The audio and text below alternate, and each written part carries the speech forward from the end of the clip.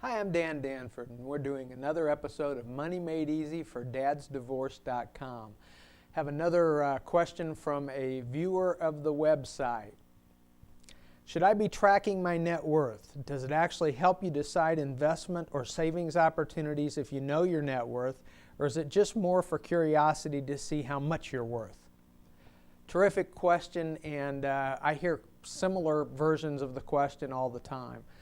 Most of you know if you go to a bank to borrow money for any reason, they're going to want you to prepare a statement of net worth. So that ought to tell you right off the bat that it's probably more important than maybe you think it is. Now, for those who aren't really aware, let me explain briefly what a statement of net worth is. Take a piece of paper and divide it down the middle, and on one side, say the left side, list all the things you own. List your cars, list your homes, list your bank accounts, your savings accounts, your IRAs, and add all those things up, okay? Now, on the other side of the line, list all the money you owe. So your car loans, your mortgage, any credit card debt, any of those things, and you add that up. And then you compare those two numbers. If you take the assets that you own on the left side and you subtract the liabilities that you owe on the right side and you come up with a positive number, that means you have a positive net worth. If, however, the liabilities are higher than the assets, then you have a negative net worth. And those numbers tell us something. They're very important. First of all, it is more than just a curiosity. It's a great way to track how you are doing financially. Okay? Now, it also drives some decision making. If your net worth is a negative number, that means you owe more than the value of the things you own. Okay? Your focus in that circumstance ought to be on paying off debt. Okay? As you reduce the amount of debt you have, as you pay down those loans, then you will be making a positive emphasis on your statement of net worth. It may still be a negative number, but the negative number will grow smaller over time and will eventually come out to be positive. Now, I'm going to assume that most people aren't in that situation. I know that there are some out there, and if that's your circumstance, then you need to really focus on paying off debt. For the rest of us, the people who have a positive net worth, okay, this is really a helpful tool because it can help you make good positive decisions. Okay, now, from 1 month to the next or 1 year to the next, you can see how that number changes. As you make progress, it will go up. Okay, and all that reflects is that you're adding things of value on the left-hand side and you're reducing the debts that you owe on the right-hand side. Now, all other things being equal, if you're a homeowner and you have a mortgage against your home, most of us do, as you make each mortgage payment each month, the value of your home, even if, let's say it stays the same, say you bought that house for $100,000, but each time you make a payment each month, you pay off some of the principal that you owe, so your loan amount goes down. So if for no other reason, if you don't change anything else, then your net worth probably goes up every month as your mortgage is paid down. Now, looking at it every month, that may be excessive, but if you look at it once a year and see that you've made progress there, you can pat yourself on the back. That's really a good thing. And that's all other things being equal. As you add savings or investments or make wise choices as you go forward, those things will increase your net worth as well. Now, so it's a great tool. It tells you how you're doing compared to where you were a month ago or a year ago or 3 years ago. I also recommend it to people as a decision-making tool. Let's just think through a couple of things here. One thing might be the purchase of an automobile. Okay, so you go to the dealership and you pick out a car that you like and it's $30,000. Okay, now you look at your statement of net worth and you have, say, $40,000 in the bank.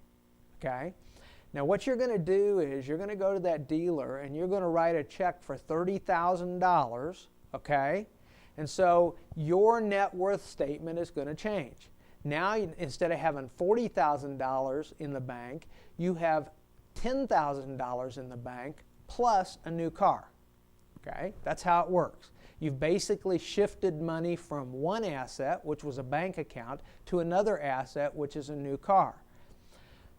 But there's another thing that comes into play as well. Now, almost anybody who's ever bought a new car and understands how things work understands that the value of that new car drops pretty considerably as soon as you drive it off the lot. So even if you had to turn around and sell that car next week, okay, you aren't going to get $30,000 for that car. Maybe you'll get $25,000 or $26,000 for a car. So what happens is when you bought that new car, even though you paid $30,000 cash out of your bank account to buy it, you replaced the $30,000 cash with a new asset that's only worth $25,000.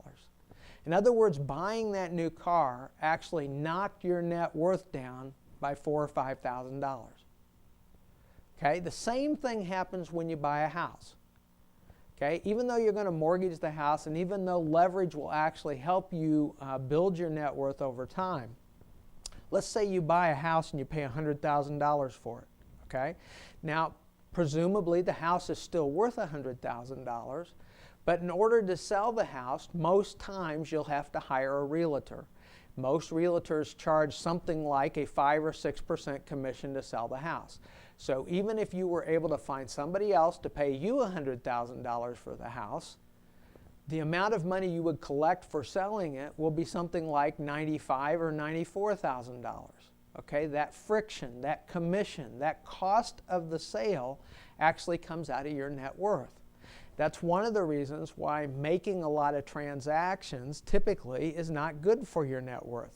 Okay, because all those things cost money and they come out of your net worth.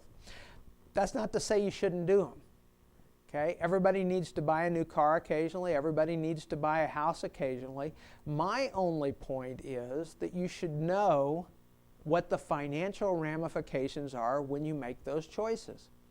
Okay, this is one of the things that leads you to, when you're looking at two different cars, whether you're buying them new or used, take a look at the one that's likely to have the best resale value 3 or 4 years down the road.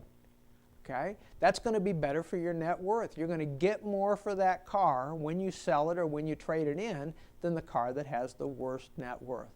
Now, one last little thing I'm going to talk about on net worth, and this is probably almost too small to mention, but I think it's helpful and it gives you an idea of how it works. Lots of people spend a considerable amount of their discretionary money on electronics. They buy things like iPods or iPads or maybe cameras or video equipment, all those gadgets that many of us like to have. My suggestion is before you buy one of those new, go on to eBay and look and see what the exact same product is selling for used on eBay. In essence, what you're doing, it's like looking at that new car. You look at the new car and what you pay the dealership for it, and then you look at the same car and what it's worth as a used car a week later.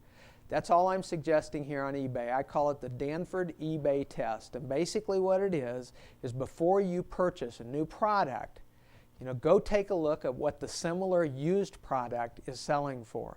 That'll help guide your decision making. Now, many times you can buy the used or the refurbished product and be perfectly fine, still have the warranty and everything, but you won't have tied up new product money in buying it.